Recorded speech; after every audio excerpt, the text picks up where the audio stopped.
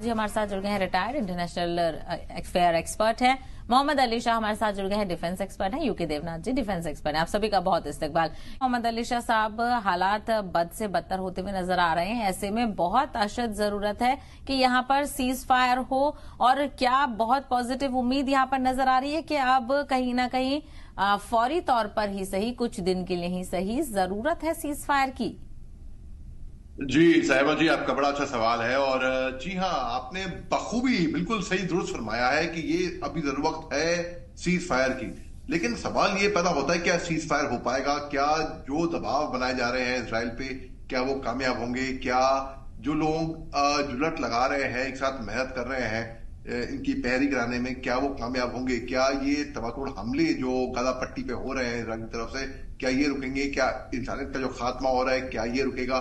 भाई मैं बहुत दिल रोता है ये बोलते हुए, लेकिन ऐसा मेरे को महसूस हो रहा है कि इजराइल अभी नहीं रुकने वाला है। नेतन्याहू तो अपने इलेक्शन ऑलरेडी होने से पहले ही मैं कहूंगा कि हार चुके हैं पहले ही, और इसका अंत नजर नहीं आ रहा है मेरे को। फ्रैंकली स्पीकिंग, जो लड़ाई तकरीबन 100 साल से चलती आई है और बीच बीच में जो रुकी है, उसको भी मैं कहूंगा सीज फायर है। उसको भी मैं कहूंगा कि जंग रुकी नहीं है, वो सीज फायर था। तो में भी अमेरिका अहम भूमिका चाहता था तो प्ले कर सकता था। अब देखिए कितने में 7 अक्टूबर को हुआ, आप लगा लिए हिसाब, आज 7 फरवरी है, तो अक्टूबर, नवंबर, दिसंबर, जनवरी, फरवरी, कितने महीने हो गए आप देखिए, खुद गिन के देखिए। और मैं कहूंगा पिछले साल जो जंग शुरू हुई, तो रूस और यूक्रेन की जंग आप देख लीजिए, वो उसको भी तकरीबन अभी 1 साल होने वाला है, अभी कुछ अंदर दिनों में 1 साल हो जाएगा। इतना लंबा खिंचना जंग, ये कोई आम बात तो नहीं है। अब ये रुकेगी कैसे?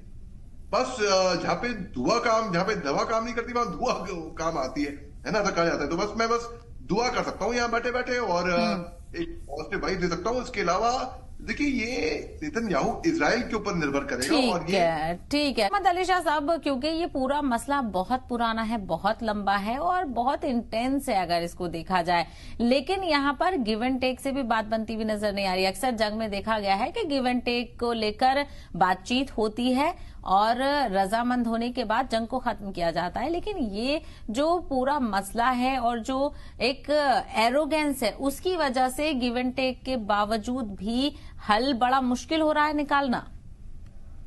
बिल्कुल साहिबा जी, मेन मुद्दा यही है। बेसिकली ये हल हो जाता पहले, लेकिन बहुत ही पेचीदा मामला इसलिए हो रहा है। देखिए, दुनिया में कोई भी ऐसा परेशानी, ऐसा प्रॉब्लम नहीं है जिसका सोल्यूशन ना निकला जाए। ये मेरे स्कूल के हाउस मास्टर साहब कहा करते थे, और कि अगर एक कोई सोल्यूशन को सॉल्व करना है तो हम कर सकते हैं, प्रोवाइडेड एक विल होनी चाहिए। लेकिन विल जब वही चीज लैक करती है कोई भी सोल्यूशन, कोई प्रॉब्लम को का सोल्यूशन ढूंढने में, तो इसमें क्या है कि जैसे हमने 2 स्टेट सोल्यूशन की बात की, जिसको हिंदुस्तान भी बहुत अच्छे तरीके से फेवर करता है ताकि किसी का हक मारा ना जाए।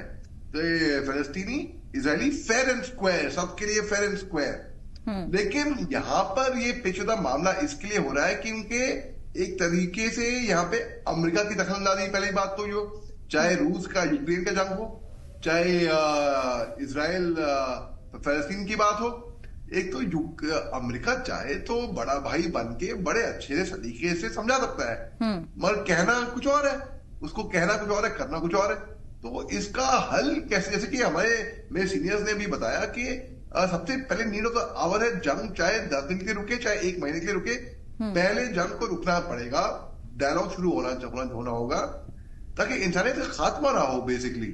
तो ये पेचीदा मामला लग रहा है। इसमें अब हम क्या कहें साहिबा जी, ये अमेरिका के ऊपर है। मैं तो ये कहूंगा अमेरिका के ऊपर मैं रेस्ट कराता हूँ पूरा। ठीक है, आप सभी मेहमानों का बहुत शुक्रिया इस हवाले से चर्चा करने के लिए और अपना कीमती वक्त देने के लिए।